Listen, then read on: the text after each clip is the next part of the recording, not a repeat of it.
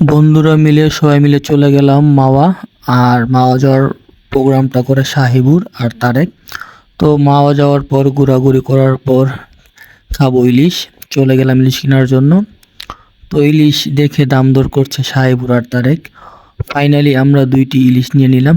আর হ্যাঁ, এখন কিন্তু মাওয়া গেলে আপনি শুধু ইলিশ না, চাইলে বড় চিংড়ি, কাঁকড়া আর পাঙ্গাসও খেতে পারবেন।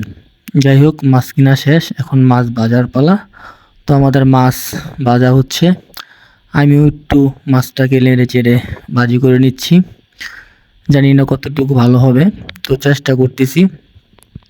তো এত সুন্দর একটা আয়োজন করলো সাহিবুর হঠাৎ করে, তো তাকে স্পেশালি ধন্যবাদ জানাই।